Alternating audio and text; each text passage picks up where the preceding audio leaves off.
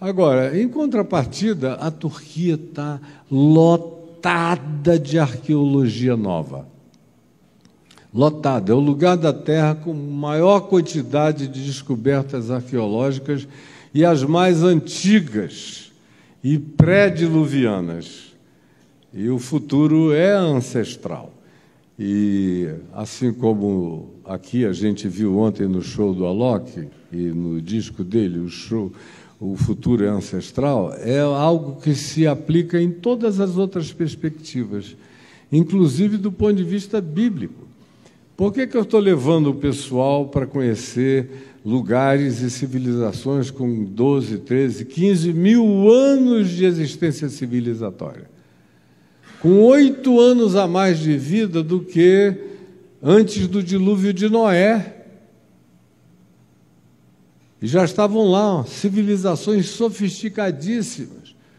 Porque para a gente entender melhor o nosso futuro, a gente tem que entender radical e profundamente as nossas ancestralidades humanas também.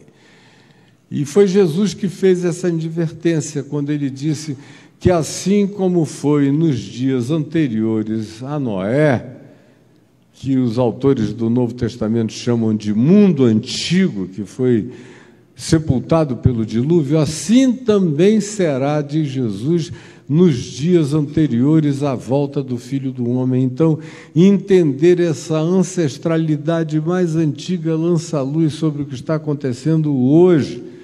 Quem for comigo vai entender bem e quem depois pegar os documentários que eu vou fazer vai compreender ainda melhor.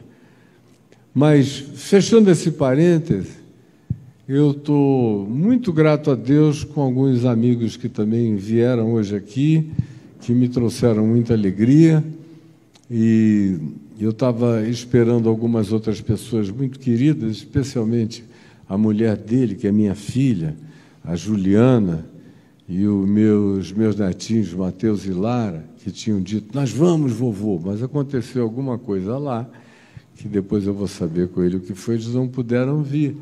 Assim como a minha filha Bruna, que disse, eu também vou, mas hoje ela passou lá em casa, não estava bem de saúde, a mãe dela também não veio. Mas outros queridos amados estão aqui, eu não vou nomear o nome, não vou nomear ninguém, e quero entrar logo no que eu vim falar.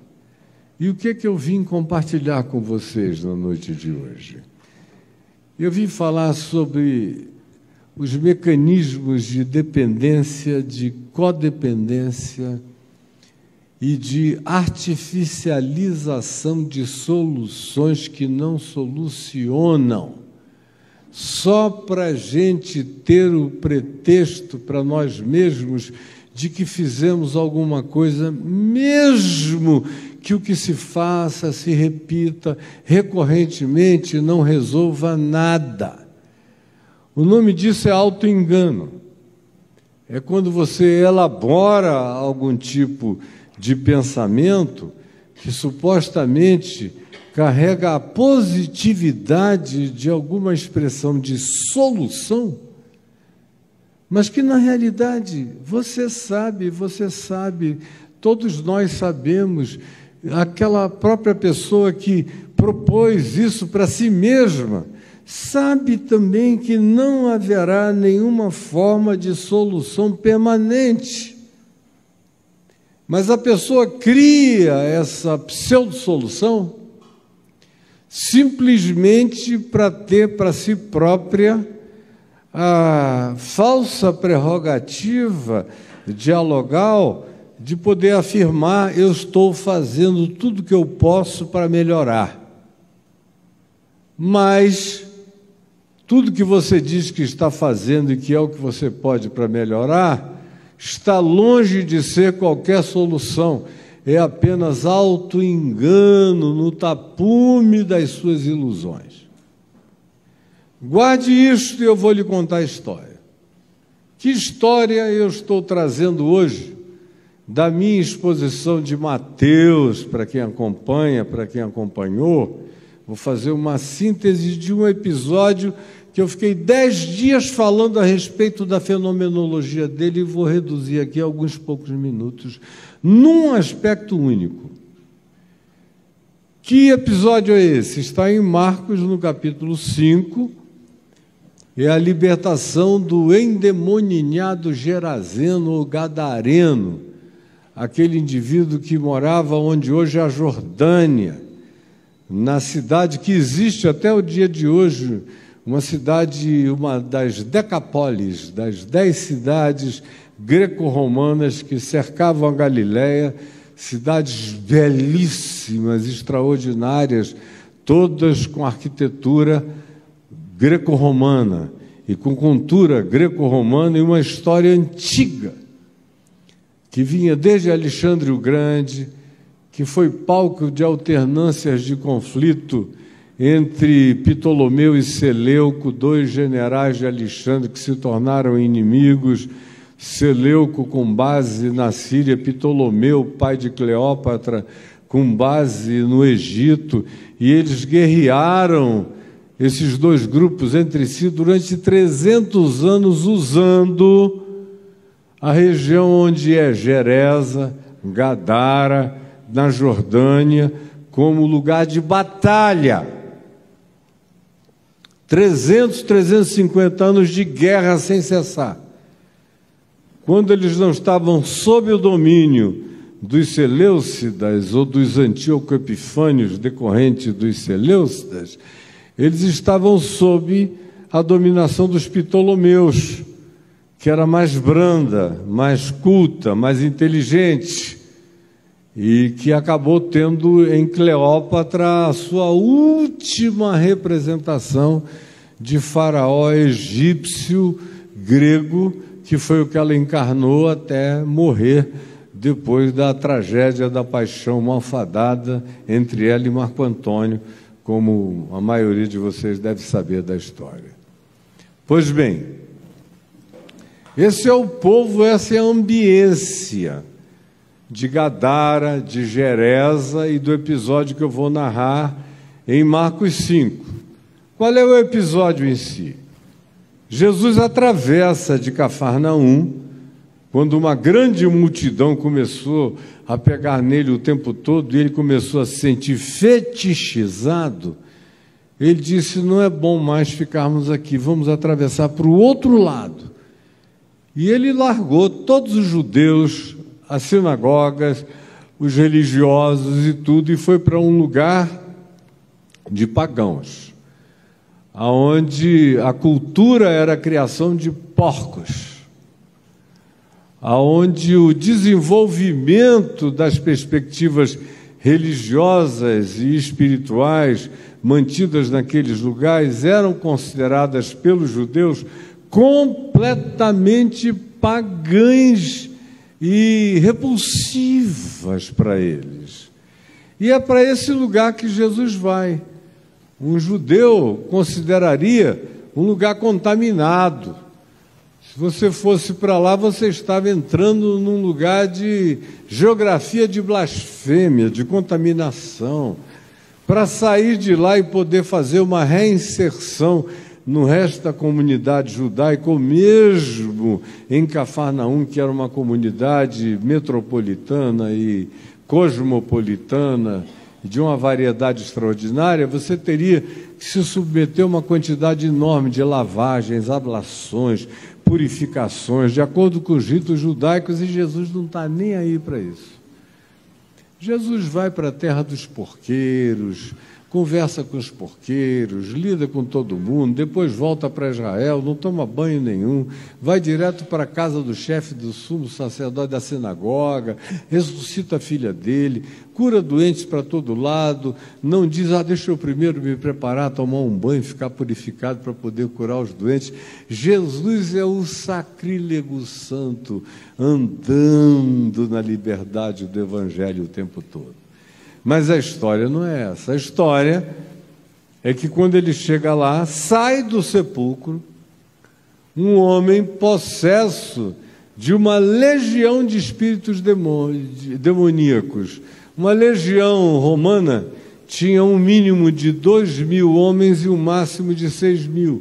E aquela legião que estava plantada lá em cima, na região aonde hoje é o topo das montanhas da Jordânia, de Moabe, de Edom, de Amon, no lado oposto ao Rio Jordão, oposto ao território de Israel ou da Palestina, aquele homem era dali.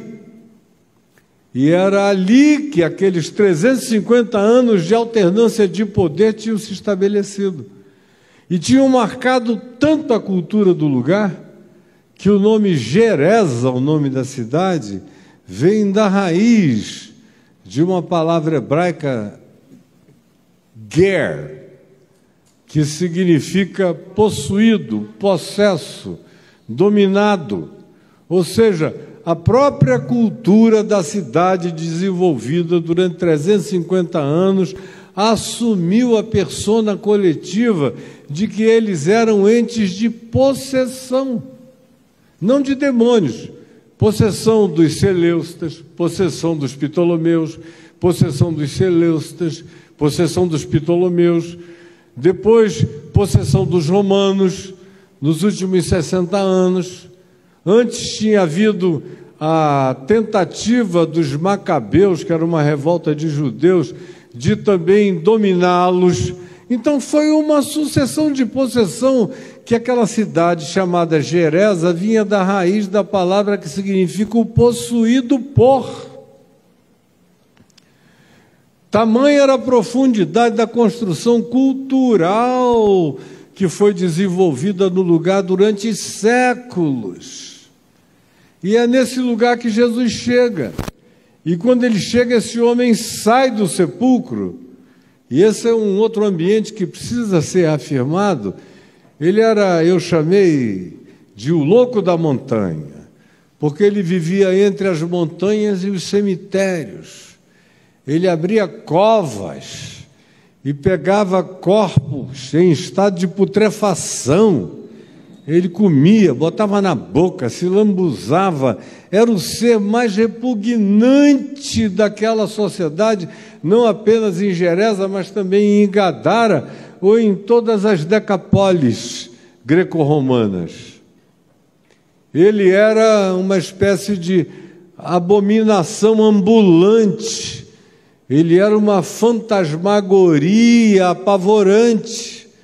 E aonde quer que esse homem aparecesse, de dia ou de noite, todo mundo fugia.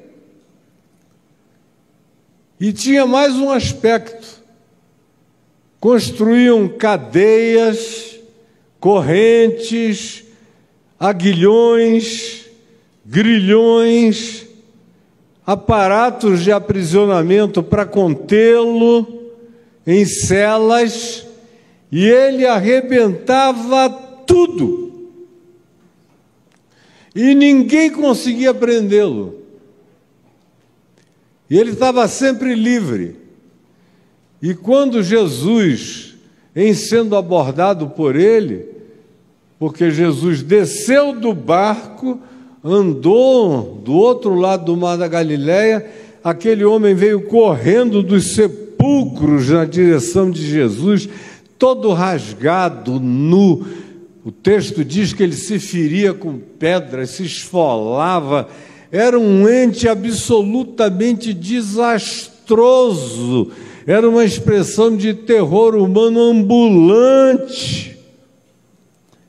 E ele vem para Jesus dizendo: Tu és o Cristo, vieste porventura perder-nos, expulsar-nos, mandar-nos para o abismo antes da hora.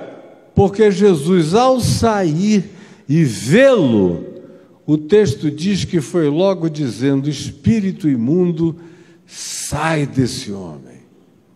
Aí ele dá essa resposta: tu vieste nos perder antes da hora? Aí Jesus abre o diálogo e diz a ele: como é o teu nome? Aí ele diz: Legião é o meu nome. O que é expressivíssimo do ponto de vista psicocoletivo e psicopolítico, porque tinha uma legião romana lá, acampada, com seus 5, 6 mil homens, dominando tudo. e com a pata romana cachapando todas as populações que já estavam acostumadas até mesmo à introjeção de que eles não tinham nenhuma faculdade de liberdade pessoal, porque eles viviam sob opressão há 350 anos, nessa sucessão de despotismos que não cessava. E agora são os romanos com a sua legião cuidando e dominando, esmagando e botando o seu tacão sobre todo mundo. Legião é o meu nome, porque somos muitos. Aí vira-se para Jesus e diz: se tu nos mandas sair dele, envia-nos para os porcos. Porque como era uma sociedade pagã, eles não criavam, por exemplo, como os judeus, ovelhas, rebanhos, cordeiros. Fazia parte de uma cultura judaica que também estava muito imiscuída com os ritos de sacrifícios de animais no templo, além da alimentação. Eles, no entanto, criavam porcos.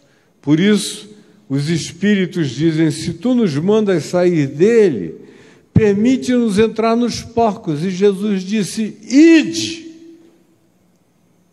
E os demônios saíram do homem, entraram nos 2.000 porcos, que é o que o Evangelho de Marcos diz, que estavam pastando naquele rebanho ali.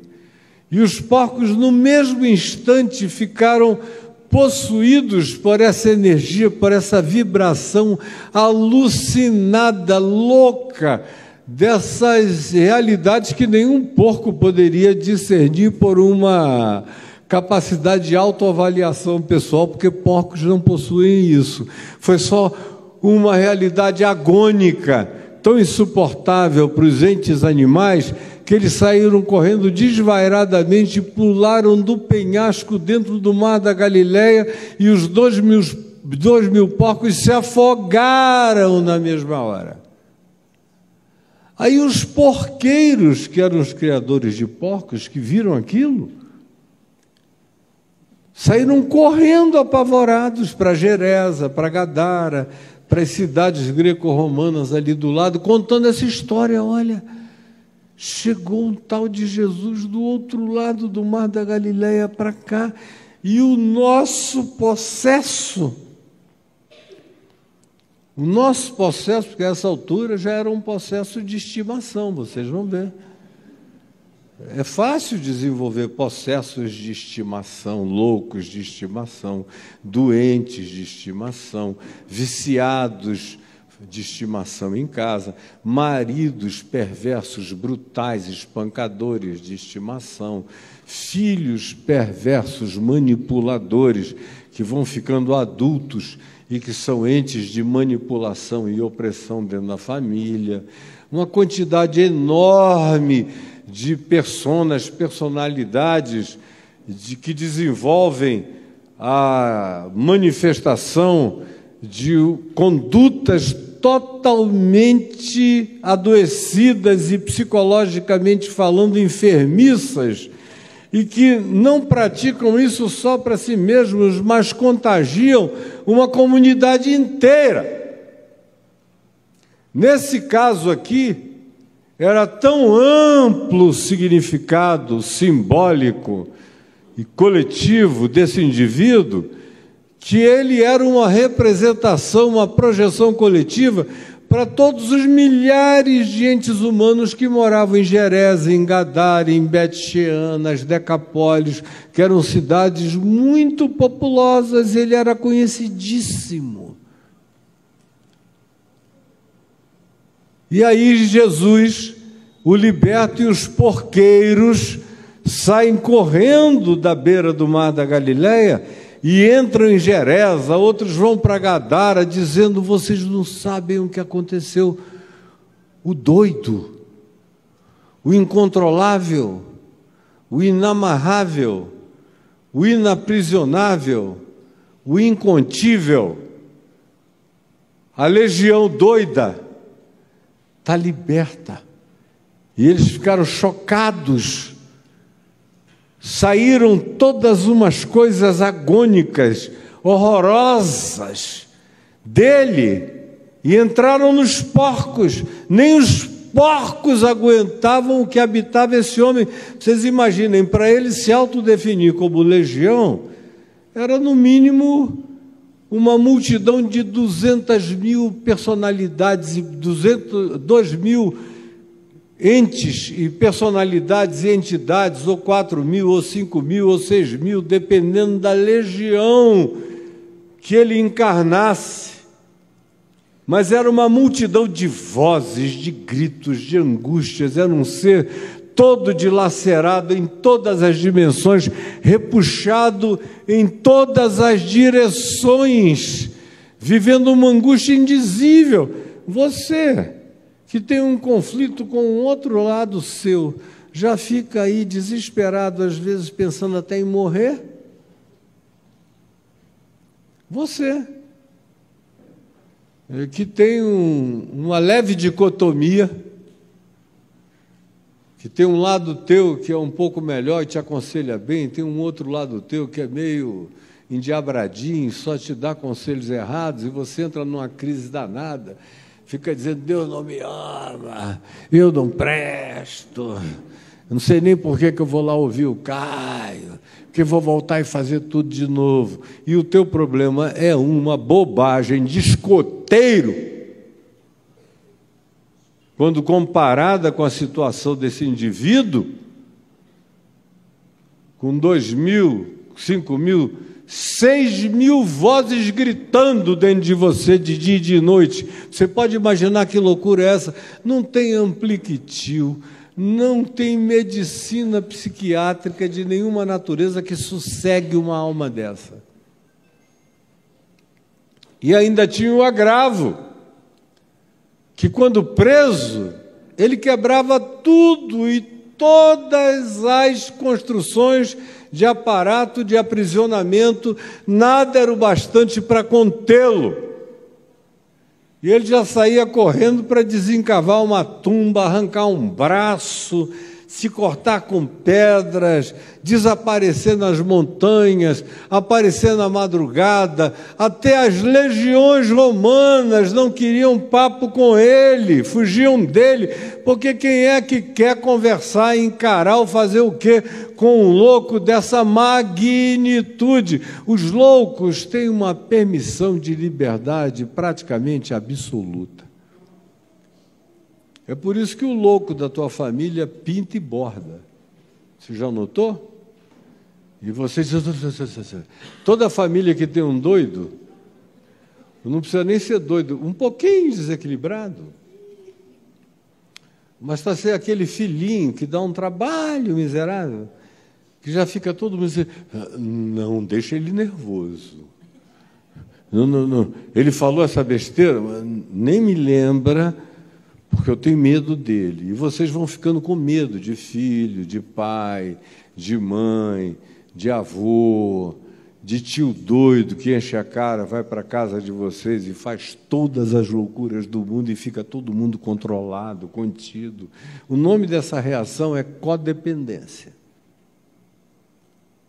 Dessa dependência que pertence ao desvairamento do ser que pratica tudo aquilo que inconcebivelmente lhe passa pela mente e se transforma em práticas agressivas, e os que carregam supostamente um mínimo de normalidade: silêncio, não o contrarie, deixe ele ficar à vontade, senão ele pode se levantar contra a gente, vai ser a maior confusão. Eu já estou velha demais, se você é a mamãe, a vovó, ou o pai idoso, ou alguma pessoa da família que já cansou, que não tem mais energia, diz: não, deixa ele fazer o que ele quiser, a gente finge que não está vendo. Agora, isso não é sem consequência, a gente fica escravo daquilo que a gente não quer tratar, seja em nós, seja no outro. Você fica escravo de tudo aquilo que você não quer tratar, seja em você mesmo, seja no outro. Então, vindo a questão em si, é que há um subterfúgio nessa narrativa de Marcos 5, que é o que eu quero apresentar a vocês, para que então a gente prossiga na direção de uma conclusão que se transforme em algo que você leve na mente, no coração, para a vida, para casa e para as suas interpretações de si mesmo, da família e da existência. Qual é o subterfúgio? Qual é a falsificação? Qual é a fantasia presente nesse texto? A fantasia, sabe qual é? Eu me converti há 50 anos e já dias depois meu pai tinha me jogado no fogo, assim, consciente e propositalmente. Ele sabia quem eu era e que eu não ia fugir da raia e que eu estava cheio de fé. E ele foi logo me botando para lidar com gente possessa, endemoninhada, lá em Manaus, que era a capital da possessão. Vocês nem acreditam o tipo de possessões que naquele tempo, há meio século, apareciam por lá de dia e de noite, e que acabavam todos lá na casa do meu pai, na minha casa também, que passou a ser. E eu fui lidando com isso, e aprendi inúmeras coisas, a discernir o que era doença mental, do que não era doença mental, a aprender quando uma condição, um transtorno mental coabitava com um transtorno de natureza espiritual, a entender o degradê dos significados, quando era mais um transtorno mental e só uma opressão espiritual, quando era praticamente uma opressão e uma possessão espiritual plena, com decorrências de pequenos transtornos mentais adquiridos pela disfuncionalidade neurocerebral daquele indivíduo por tantos anos. Fui aprendendo isso tudo, foi uma escola de psicologia antes de eu começar a estudar Freud, Jung, Moreno e Rogers e quem quer que fosse. Me veio do cotidiano o discernimento. E eu aprendi uma outra coisa também sobre mim, que eu sentia o cheiro disso. Eu tinha um odor, como eu tenho até hoje. Se eu passo perto de um esquizofrênico, eu sinto o cheiro da esquizofrenia. Tem o adanacromo, uma quantidade enorme de variações químicas no cérebro que se tornam exalantes de odor. Como também eu desenvolvi, bem jovenzinho, uma capacidade de entrar numa casa e discernir quando, ao invés de gente com transtornos psíquicos, tinha gente com transtornos espirituais graves, porque uma possessão encruada por anos e anos e anos numa pessoa gera um odor que na minha terra a gente chama de inhaca. E eu entrava na casa, eu já sentia a nhaca de longe, lá da porta. E meu pai dizia: meu filho, que dom maravilhoso essa sensibilidade que Deus te deu para discernir uma coisa ou outra, e ela está presente em mim até o dia de hoje. Às vezes tem gente que me traz pessoas dizendo: ora por ele, por ela, porque ele está oprimido por um espírito maligno. Eu abraço a pessoa, já sinto o cheiro de transtorno mental e não de problema espiritual, e digo: não, ele está precisando de psiquiatra, de neurologista, de psicoterapeuta, de outras coisas. O problema dele ou dela não é espiritual. Não o leve nessa direção, porque só vai adoecê-lo mais profundamente se ele introjetar essa impressão perversa de que ele está possesso.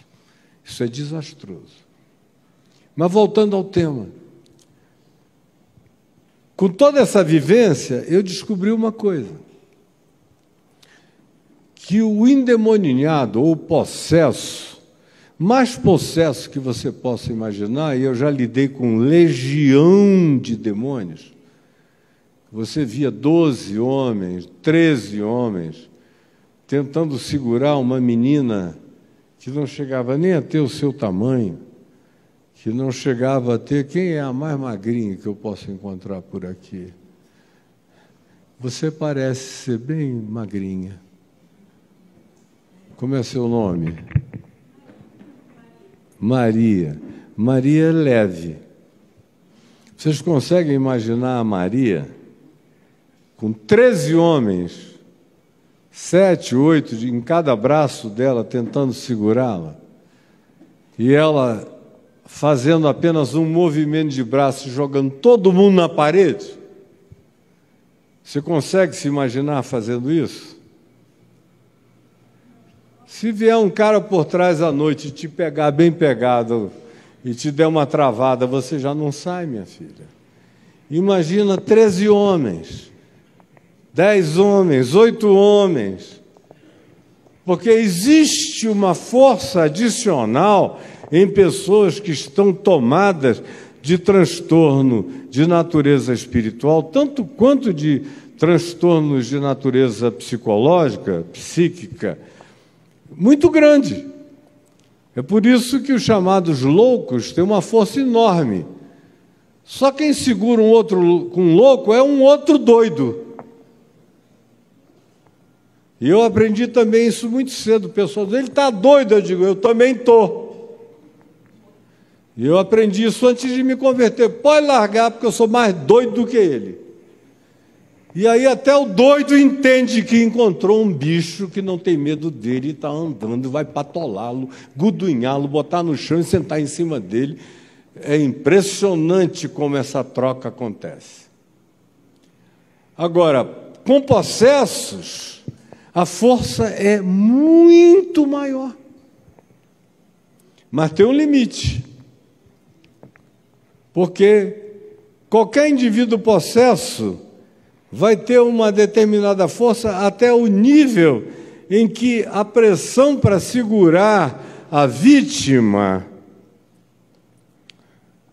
não seja mais forte do que a ossatura dela para tentar se soltar.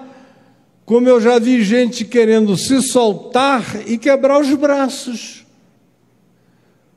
Porque o osso continua a ter a mesma força do osso, a musculatura está exacerbada de adrenalina, o que carrega uma força enorme para dentro do indivíduo, mas tem um limite. O que é que eu estou querendo dizer?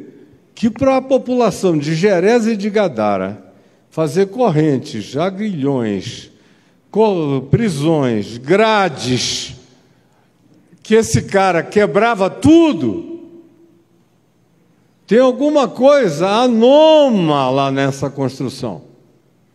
Parece prisão de presídio brasileiro, que a gente constrói para o pessoal fugir. Ou as nossas saidinhas que a gente faz para 2.500 não retornarem. Geralmente o pessoal que está comprometido com as facções criminosas. Existem certos conluios entre a sociedade e os seus monstros particularizados. Como esse cara aqui é uma monstrificação personalizada, customizada para a cultura de Gerés e de Gadara. E havia um elemento de natureza inconsciente presente naquela coletividade de Gerés e de Gadara, que não podiam deixar o indivíduo sem aprisionamento, mas não colocavam as ligas de ferro, de bronze, de material suficiente para prendê-lo, e ele, se quisesse se soltar, quebraria os braços, mas não sairia. Iria se arrebentar todo atrás da grade, fazendo força, e a grade não romperia. É possível você construir aparatos de aprisionamento para possessos endemoninhados, que por mais tomados por forças indizíveis que eles estejam, eles não consigam quebrar. Agora, essas cadeias, essas correntes, essas algemas, esses aparatos prisionais de Gerés e de Gadara eram construídos para serem quebrados sistematicamente. O que isso nos conta? Nos conta a história de uma população que não pode ficar calada dizendo a gente não fez nada. Então a gente construiu presídio, a gente forjou correntes, a gente elaborou cadeias, algemas, aguilhões, grilhões, mas fizeram tudo com uma determinada liga química que aprisionaria qualquer pessoa normal, mas não o louco absolutamente superlativizado no poder que estava sendo provocado dentro dele pela inerência daquela possessão de milhares de entidades espirituais tomando conta enlouquecida e indescritivelmente da mente daquele indivíduo que, quando Jesus pergunta qual é o teu nome, ele diz: Legião é o meu nome, porque somos muitos. Agora, por que ele diz que o nome dele é Legião? Por uma razão de natureza sociopolítica importantíssima. Primeiro, porque eram os romanos que estavam lá agora como opressores, botando a pata deles em cima da moçada, esmagando todo mundo. E quem é que em Gadara conseguia denunciar as legiões romanas? Quem? Ninguém. Era denunciar e ser preso, ou desaparecer. Ou em Geresa, ou em qualquer outra cidade à volta. Era a legião romana. E é nessa hora que o inconsciente humano trabalha para nutrir e preservar os seus loucos de estimação, que são aqueles que externalizam os nossos agravos, nossas frustrações, nossas introjeções malignas e perversas, nossos medos incontroláveis, crônicos e recorrentes. E aí aparece alguém que a única pessoa livre no nosso meio é o doido. É ele que acusa os romanos, a legião, que quebra tudo. É o único cara livre, para quem as cadeias não contêm, nada o segura. E aí vem o paradoxo da manifestação, da ambivalência do nosso inconsciente. Preste atenção em mim, que eu vou acabar daqui a 10 minutos. Mas preste atenção. Do que eu estou falando? Que a semelhança deles, que construíam cadeias para serem quebradas, pelo seu louco de estimação, nós também criamos soluções que não solucionam, só para nós dizermos para nós mesmos: não, eu fiz o que eu pude. Ele é que não tem jeito, ela é que não tem jeito, e eu tenho que aguentar essa miséria para o resto da minha vida. Tem gente aqui vivendo isto. Eu recebo narrativas dessa natureza todo dia. Eu fiz o que eu podia, mas não teve jeito. Eu jejuei para o meu marido se converter, mas ele continua batendo em mim, me enchendo a cara de burdoada. Eu tenho um filho que, depois que fez 18, 19, 20 anos, me ameaça, bate em mim, diz que vai me liquidar. Eu tento colocar ordem, mas ele arromba a porta, pega a faca, me ameaça, eu morro de medo. Estou sequestrada por ele. Você está me entendendo o que eu estou falando aqui? E quem não tem o caso diretamente vinculado a si próprio, tem um na família, na parentela, nas relações as mais variadas de vocês todos. e é um ardil da nossa psicologia evasiva construir soluções que nos sirvam de autojustificativa, que diminuam o agravo da nossa culpa para nós mesmos, enquanto a gente diz, eu fiz o que podia, mas o que você podia era só o bastante para dizer que fez, e só o bastante para o outro continuar na renitência da loucura dele, quebrando tudo, arrombando tudo, saindo de tudo. E você diz que odeia isso, mas não sabe mais viver sem essa dependência. Se tornou um codependente do louco da montanha, do filho enlouquecido, do marido perturbado, da mulher lamurienta, murmurenta, rixosa, odiosa, que inferniza a sua vida de dia e de noite, e de uma quantidade enorme de outras pessoas que, por razões diferentes, mesmo não sendo familiares, você com elas convive, tolera e engole a malignidade, porque ambivalentemente e ambiguamente, essa pessoa que você diz que aborrece tanto é a única com capacidade de exprimir liberdade plena onde você é cativo. Como era o caso desse homem. Ele era o único ser humano livre no meio de milhares de pessoas, ele era o único que não tinha prisão que o segurasse, cadeia que o contivesse, legião romana que o apavorasse. Tudo aquilo que era pânico para os outros, para ele era descaso de loucura, de possessão absoluta. E aí se instala o que a gente vê como ambivalência no texto, e eu vou ler para terminar, prestem atenção. Muita atenção. Depois que Jesus liberta o homem, os porqueiros fugiram e foram anunciar na cidade pelos campos. Aí o capítulo 5 de Marcos, verso 14, prossegue dizendo, então saiu o povo de Gerasa, de Gadara, das Decapólis, para ver o que sucedera.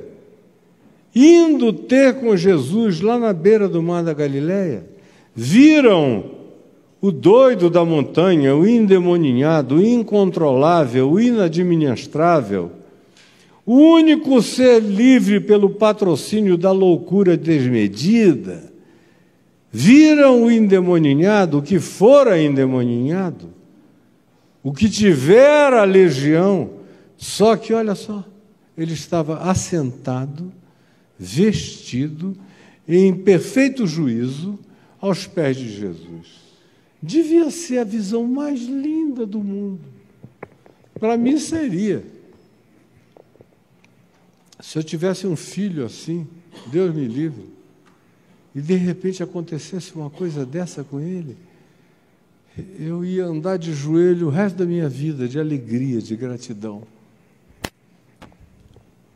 Ou alguém que, por quem eu me preocupe, e que é uma catástrofe ambulante para a vida de todo mundo, de repente encontrasse Jesus e ficasse nesse estado, assentado, vestido, de banho tomado, cheiroso, limpo, aos pés de Jesus, conversando com lucidez, depois de décadas de possessão demoníaca, de loucura, de necrofagia, necrofilia e uma quantidade enorme de outras manifestações consideradas abomináveis até pelos porqueiros de Gerasa. Agora vejam a reação. Qual seria a reação normal? Opa, aleluia, vamos fazer uma festa. Jesus, fica aqui, o que você vai fazer do outro lado, no mar da Galileia? Só tem um monte de judeu te oprimindo, te perseguindo, fica aqui com a gente. Nós somos todos carentes. Mas não foi isso que eles fizeram. Quando eles viram, eles se apavoraram.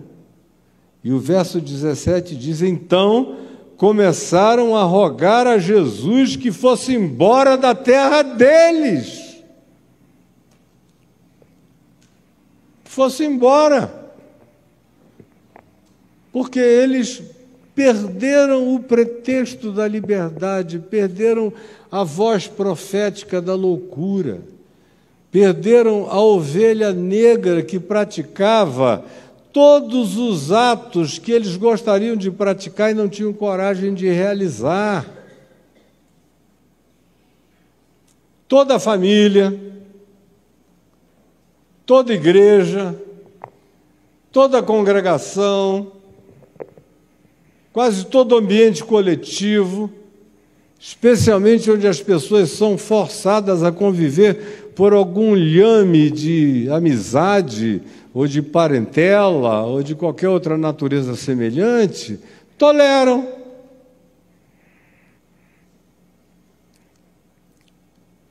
Quem é a ovelha negra da sua casa? Olha, que eu estou há meio século pregando o Evangelho, eu já vi isso aos milhares. O pai, a mãe, a família reclamando de um carinha que era um inferno. Aí você começa a conviver, a ajudar. Aí um dia a cabeça dele muda. E aí ele é encontrado sentado, vestido em perfeito juízo, cheiroso, lúcido, contigo, batendo um papo. E eu do lado dele. E a família olhando, vai chegando. Não raramente, de vez em quando chega alguém e diz: puxa vida, eu não sei porquê, mas eu estou me sentindo muito mal com a cura dele. Por que será? É porque acabou o pretexto de fazer convergir todas as projeções de malignidade para um indivíduo, que era o bode expiatório, que era a encarnação de todas as frustrações sociais e familiares, e ele, na sua loucura, era a expressão mais desvairada da liberdade incontrolável que ninguém tinha coragem de enfrentar, nem a legião romana. Quando acontece no cotidiano da vida da gente, não na grandeza do possesso de Geresa, mas acontece, a tua família tem ovelhas negras, que assim são chamadas. Mas se alguma coisa acontecer e essa pessoa sofrer uma experiência de amor radical, de saúde humana, mental, relacional, virar outra pessoa, muitos de vocês vão se sentir mal. Porque a grande ambivalência, a grande ambiguidade, o grande paroxismo da alma humana é que a gente frequentemente precisa desesperadamente das coisas que a gente diz odiar.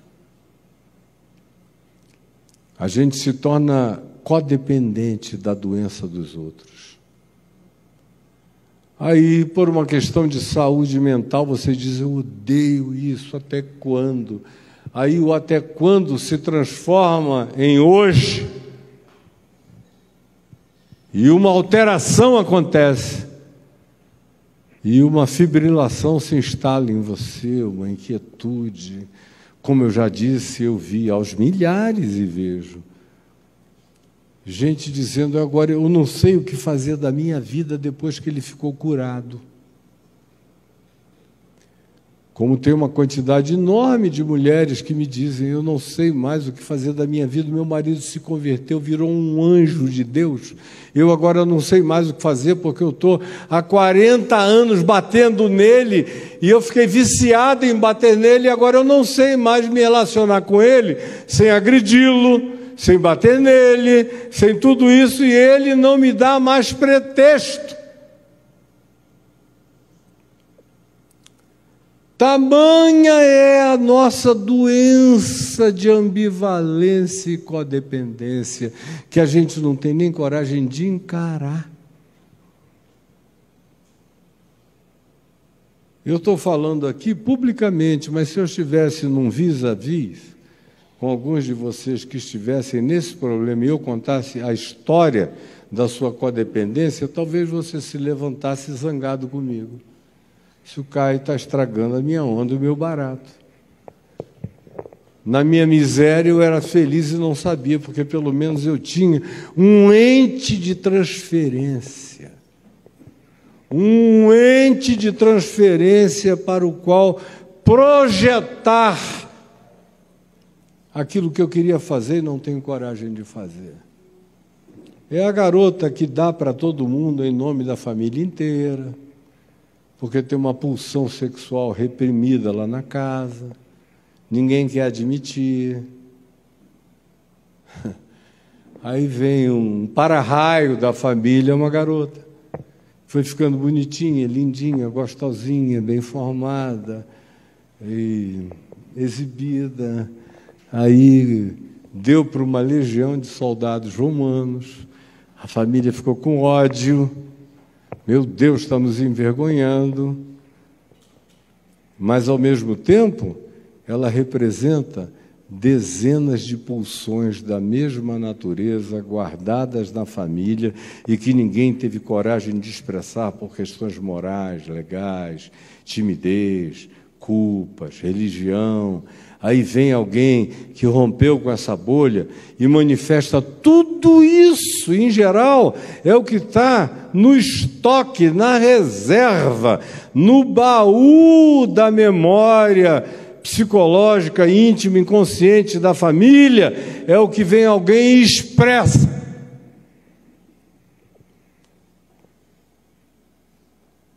Aí você tem que ficar cara a cara com você mesmo, porque já não tem mais o doido da montanha para carregar as suas loucuras, e para você não ter que pensar que elas são suas, que a pulsão também é sua, que o desejo também é seu, que a frustração também é sua, e que essa pessoa que você diz que sente vergonha e odeia, nada mais é do que aquele que expressa tudo que está guardado e acumulado na parentela de vocês toda.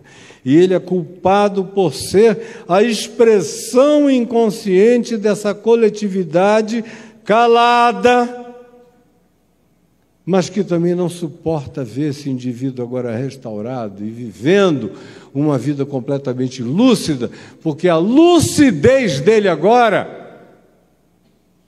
reflete a sua loucura e você vai ter que lidar com ela própria, você mesmo. Ela não é de mais ninguém, agora ela é sua. Ou você trata disso em você mesmo, ou você vai ter que fingir que odeia quem ficou curado por Jesus. Quando não piora a situação. Eu conheço aqueles que dizem a mesma coisa que esse grupo disse a Jesus: vai daqui. Caio, eu não quero o evangelho não, estava muito bom antes do evangelho. Porque quem odiava, odiava, tinha razão para odiar, o doido era o doido, nós tínhamos já toda a nossa cultura de reação. Agora vem esse indivíduo e sai e deixa de ser o pomo da questão e passa a ser um tótem de solução, de reflexo de graça. Aí eu pergunto, e você não sabe ainda por que você está se sentindo tão mal? E a maioria me diz que não. E eu tenho que dizer, só porque agora você perdeu essa projeção que o outro carregava, que nada mais era do que a soma do que todos vocês são e não têm coragem de encarar. Chegou a hora de vocês pararem de projetar qualquer coisa em quem quer que seja e se enxergarem. O que eu vim dizer aqui foi isso hoje. Se foi pouco, me perdoe. Mas eu sei que não foi. Eu sei que você pode ir para um psicoterapeuta anos e anos e anos e anos, ele não vai te dizer isso. Não vai. Eu sei a qualidade da importância do que eu estou dizendo a vocês. Sei, em nome de Jesus. E sei que hoje acabou o dia das transferências.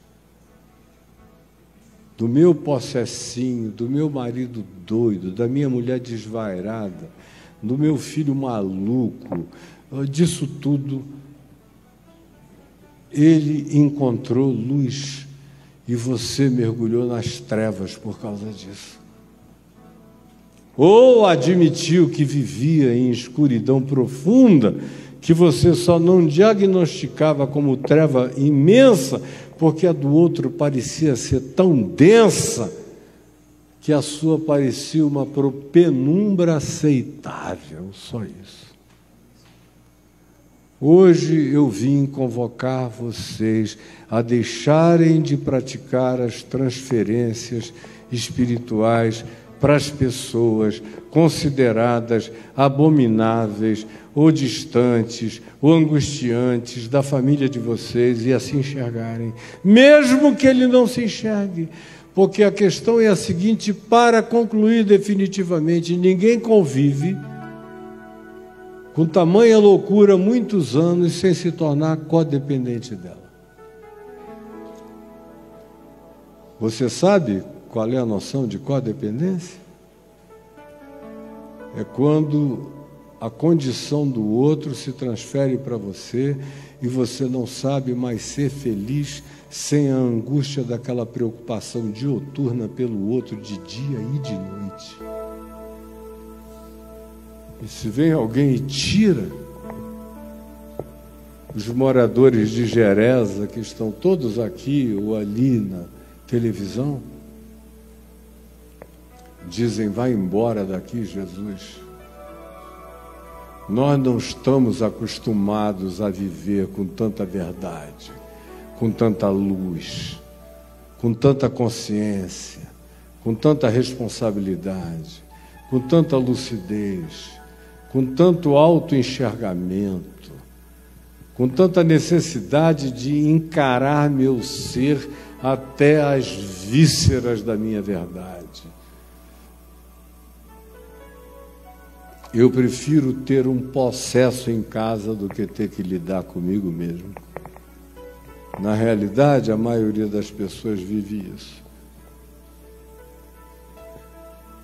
Eu prefiro ter que lidar com a agonia das ovelhas negras que me cercam, do que com a cura delas ter que tratar do meu desconforto e descobrir que eles eram exclusivamente a projeção superlativa do que me habita e eu não tenho coragem de encarar.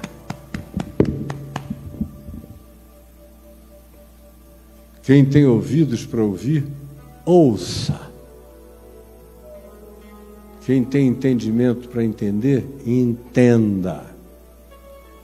A palavra libertadora do Evangelho de Jesus foi trazida a todos vocês. Se não quiser, é uma decisão sua.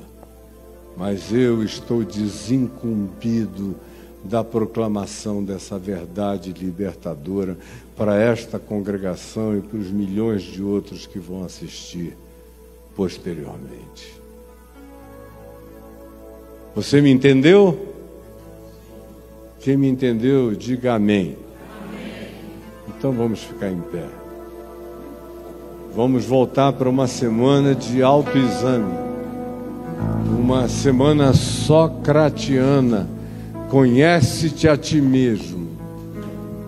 Olha para dentro do teu coração, enxerga-te, percebe-te. A cura não está longe de ti, fora de ti, nem dos outros. Ela só é verdadeira se começar dentro de você e se você se enxergar e se admitir. Vamos dar as nossas mãos?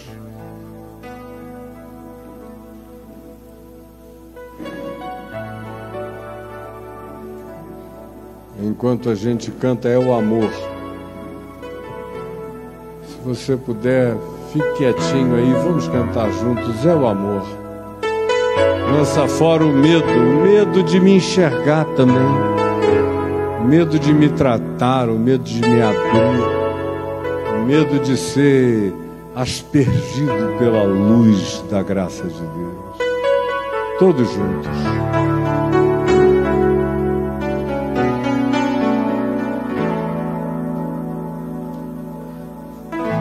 De onde vem a calma que invade, desacelera o temor, deixa vir os sonhos, abre caminhos para seguir. Se é tão longe, não precisa, o vento é quem leva. E uma voz que soa dentro do peito diz: juntos! E o amor lança fora o medo, me refaz e me faz sonhar de novo. Minha paz não é mais segredo. Todo mundo já sabe. Invadiu meus dias mais sombrios, fez morada em mim. O amor,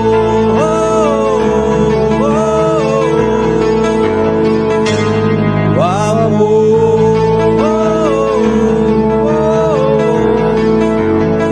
De onde vem a palma que invade, desacelera o temor, deixa vir os sonhos, abre caminhos para seguir.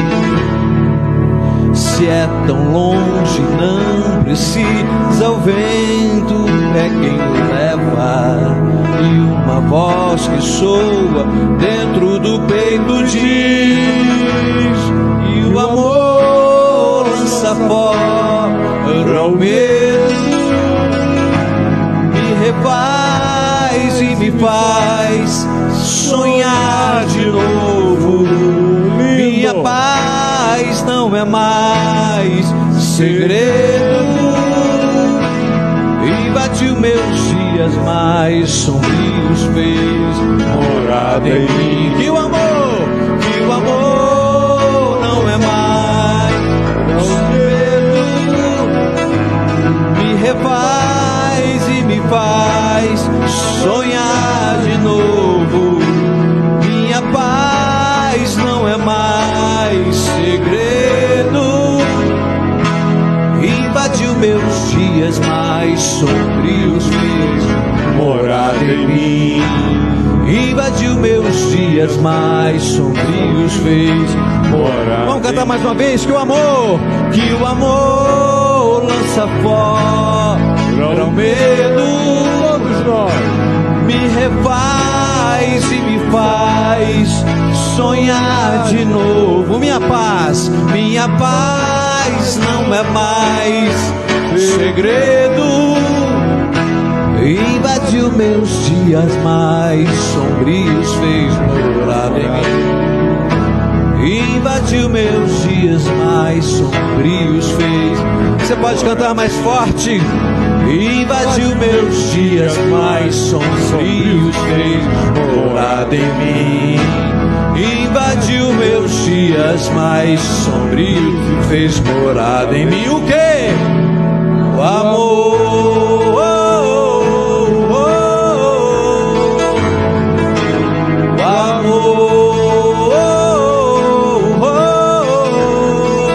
E o quê? O amor.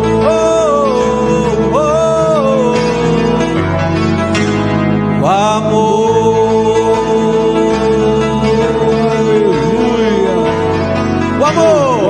O amor.